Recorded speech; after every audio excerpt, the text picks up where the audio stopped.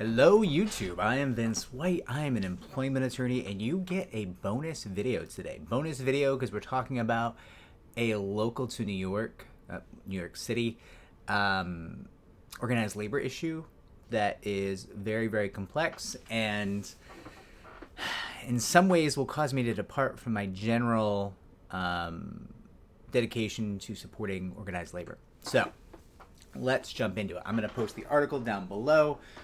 And we're talking about the Children's Law Center, which is a unionized nonprofit law firm that provides representation for children in New York City. So like if, for example, if there's like a custody hearing or if the city is seeking to take a child away from a parent because of abuse or something like that, neglect, the Children's Law Center will assign an attorney nonprofit to represent the child and the child's interest in that proceeding, which on its face is very noble, right? That's great. Those children should have some representation. I know that a lot of people on both sides of, both the defense of the parents and the people who are looking in New York City to take those children away or change custody, whatever it is, sometimes view the advocates for the children as unnecessary. I could not disagree more, although free to admit that I don't really have a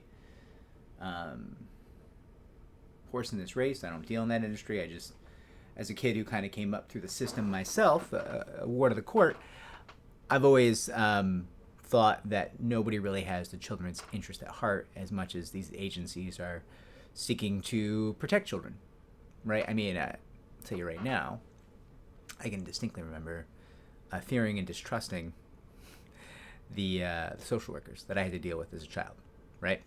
So, great. It's great that the Children's Law Center exists, but they feel that they're being drastically underpaid.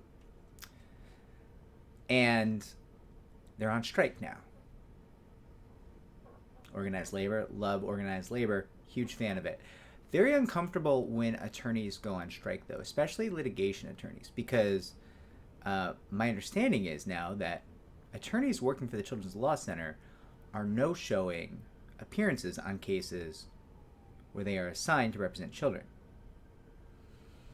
Right off the bat, you may say to yourself, that feels strange, because then the child doesn't have representation. And I would say to you, yes. Yeah, that sounds like malpractice to me. It sounds like mass malpractice. And it sounds like willful malpractice, which would then also be an ethical issue, not just a liability issue that you sucked at doing your job, but also like you actively chose to not represent your client whom you were charged with a duty of care to, a fiduciary duty to, right? Your client's interests come first when you represent the client. So the attorneys for the Children's Law Center, as I understand it, are no-showing their appearances. But wait, there's more. If the Children's Law Center wasn't taking those cases, those children would have been assigned something called an 18B attorney. Now, an 18B attorney is essentially a private attorney who takes work from New York City to represent people, right? You may commonly know, like...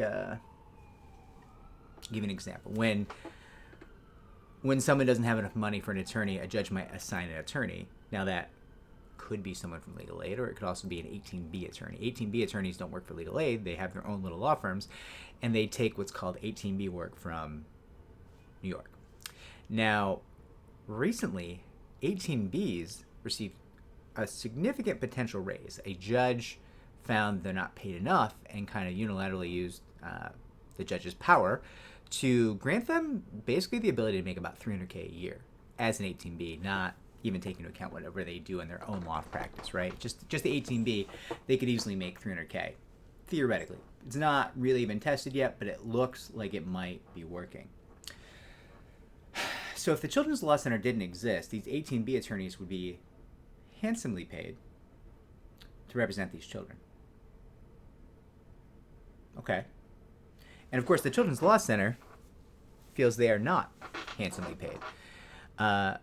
but they are taking the cases, accepting their duties of loyalty to these children, and then, now that they're on strike, simply not showing up to the cases, as I understand it, allegedly. Which begs the question, why does the Children's Law Center exist? Does it exist to underpay attorneys? No. That's not a goal. That's not a purpose. Does it exist because no one else would represent these children? No. No, the 18Bs would be handsomely paid to represent these children, and would be incentivized to do more work on those cases because they are, I believe, paid by the hour, the 18Bs, while Children's Law Center, I don't believe is. I could be wrong. Also, 18Bs tend to have much lower caseloads than an attorney for the Children's Law Center, so they're less overburdened, more able to take the time to do right by their client's interest, the children's interest, right? So I'm all for organized labor, and huge fan of Striketober, huge fan of pushing back. Got a couple videos coming up on the UPS strike that's on the horizon here. Huge fan. Love it. Incredible. But in this particular instance, with the Children's Law Center,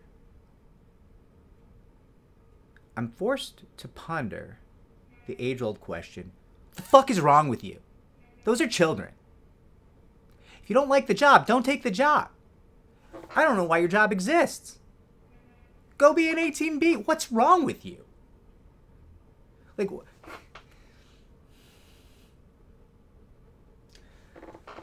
I have some questions, and I'd love to have someone who'd like to share the Children's Law Center's perspective on this. Reach out to me. I'll platform you. I'd be thrilled. I need to understand what you're doing and why. And it's potentially possible. Listen, I'm often wrong. I am routinely wrong. I am not a terribly intelligent man.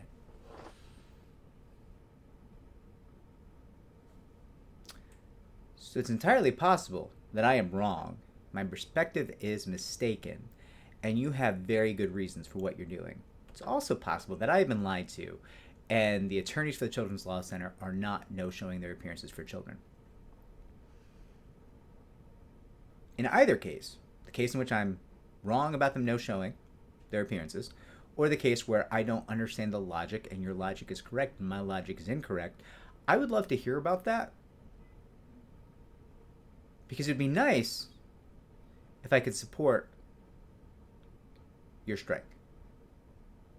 I would prefer to support your strike. But right now, I'm not positive there's a good guy, a good person in this situation. It seems like the Children's Law Center and the people they're striking against might just be a group of assholes. Certainly, it's very possible to have tension between labor and management where everyone involved is an asshole. Very possible. And I'm waiting to hear. I'm waiting to hear from someone. Reach out. I will give half an hour. Straight up half an hour. We can do a Zoom. It'll be recorded. I swear I shan't edit it. Not one. You can tell me how stupid I am for half an hour and give your side of the story, and I will publish that to this channel.